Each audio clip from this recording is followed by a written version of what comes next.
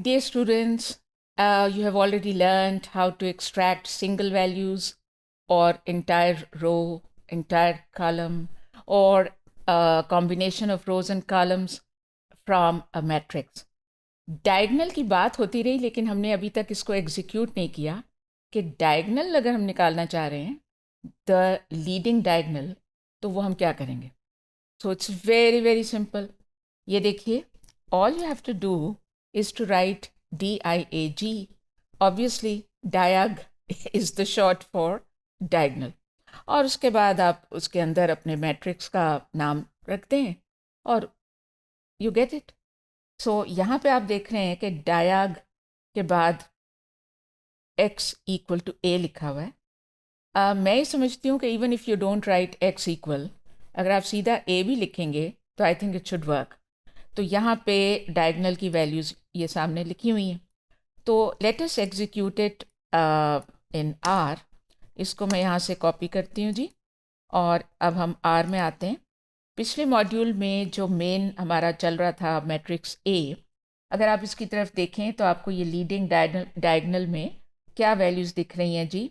पहली है 0.3, अगली है 0.1, अगली है 27.9. तो अब मैं ये जो मैंने कॉपी किया हुआ है इसको पेस्ट कर रही हूँ, और ये देखिए ये साथ ही इमीडिएटली हो गया एग्जीक्यूट. 0.3, 0.1 और 27.9. एंड अगेन ये एक स्टैंड अलोन वेक्टर के तौर पे डिस्प्ले हो गया है. अच्छा, अभी जो मैं बात कर रही थी कि ज़रूरी नहीं मेरे ख्याल में कि आप उसके अंदर x इक्वल भी लिखें. So let me try that.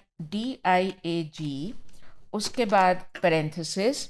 अब उसके अंदर आके अगर मैं सीधा a लिखूं तो क्या होगा देखते हैं. I am going to enter and there you are. Exactly वही आएगा जो पहले आया था. So I believe there is no need to write x equal actually.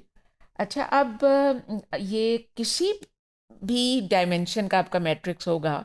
I mean अगर कोई बहुत लंबा चौड़ा बड़ा सारा भी है तो I think this simple command will give it to you. तो मैं एक और ट्राई करती हूँ. Let's call this new one B. और B हम कैसे डिफाइन करने वाले हैं.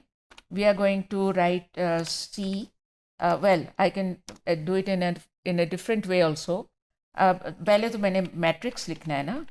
आई वॉन्ट टू राइट मैट्रिक्स, और उसके बाद मैं पैरेंथेसिस के अंदर बजाय C के अगर मैं ये कोलन ऑपरेटर यूज़ करूं और मैं कर दूं लेट मी से 49, एंड उस I want to get a square matrix जिसमें 7 रोज और 7 कॉलम्स हों.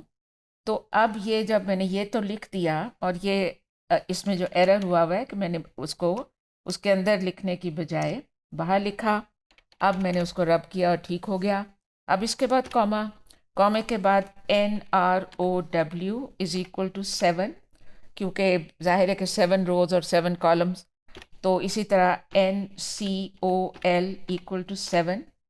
और अगर मैं वो बाय रो इक्वल टू वगैरह नहीं करूँगी तो बाय डिफ़ॉल्ट वो कॉलम वाइज मुझको देगा.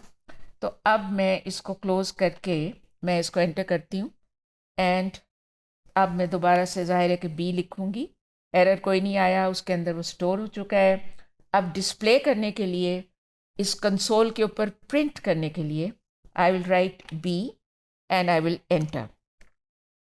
अब ये देखें, ये जो इतना खूबसूरत सा बड़ा सा मैट्रिक्स आया है, अगर मुझे सिर्फ इसके लीडिंग डायगनल की वैल्यूज़ चाहिए तो वो जो मैंने आपको ऊपर कमांड बताई है हम वो लिख देते हैं DIAG, और उसके बाद आप पैरेंथेसिस के अंदर B जो आपके मैट्रिक्स का नाम है.